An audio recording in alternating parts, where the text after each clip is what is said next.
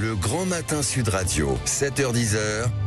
Patrick Roger. C'est à la une, il est 7h13 sur Sud Radio. Je ne sais pas si vous avez vu cette vidéo. À Moissac, dans le Tarn-et-Garonne, il y a un homme très agité qui est entré dans l'abbaye Saint-Pierre. Il s'en est pris à l'une des sœurs présentes dans l'abbatiale en effectuant des cris, des aboiements, des hurlements. Il a menacé. Ça a été filmé par un agriculteur du village qui était là et qui a été menacé ensuite par la famille du mis en cause. Nous sommes avec le maire de Moissac, Romain Lopez. Bonjour.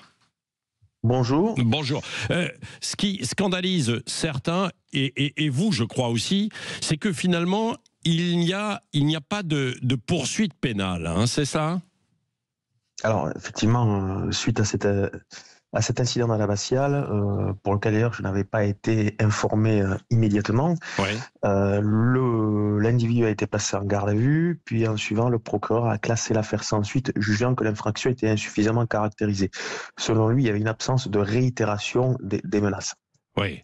Donc, il n'y a pas eu de poursuite. Oui. Et vous, alors, justement, en ayant vu ce qui s'est passé, en discutant avec les uns et les autres, vous estimez qu'il y aurait dû avoir une poursuite judiciaire ? Il aurait dû à minima avoir une réaction judiciaire. On apprend que cet individu avait des troubles psychiatriques, c'est pour ça aussi qu'il n'y a pas eu de poursuite. Mais il n'y a pas eu d'obligation de soins à son encontre.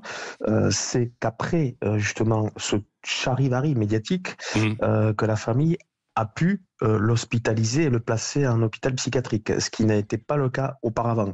Donc il a fallu malheureusement cette réaction médiatique pour que la préfecture pousse le dossier de cette personne afin qu'il soit mis en hôpital psychiatrique. Oui, mais vous, en tant que maire de Moissac, est-ce que vous avez été assez vite finalement quand même, vous l'avez dit dans un premier temps, pas informé, mais par la suite vous avez eu des contacts avec le sous-préfet, le procureur. Alors, j'attends toujours l'appel de la préfecture de Tarn-et-Garonne. Ça a été une absence absolue de communication de la part du préfet ou de son représentant, le sous-préfet.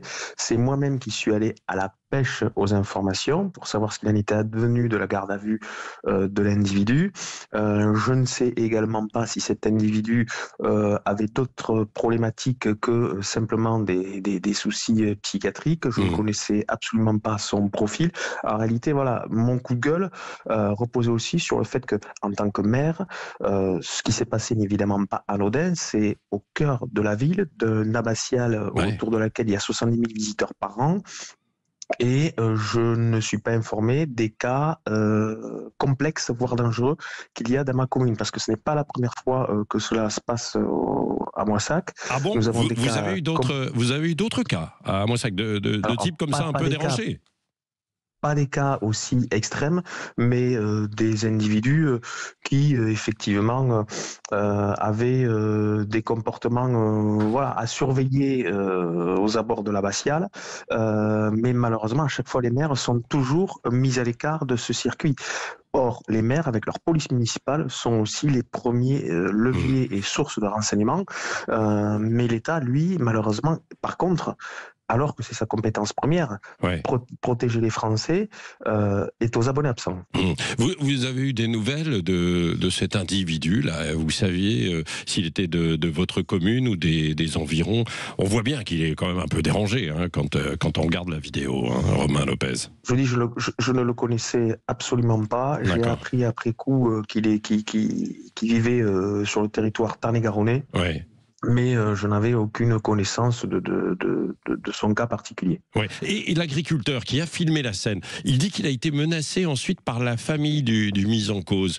Lui, ça va, il est ainsi que la religieuse. Comment vont-ils en fait ces deux personnes qui ont été un peu secouées évidemment par cette affaire ? Alors la religieuse va bien, je me suis entretenu avec elle. Malgré tout, elle a quand même des craintes, évidemment, quand ce type d'événement se passe.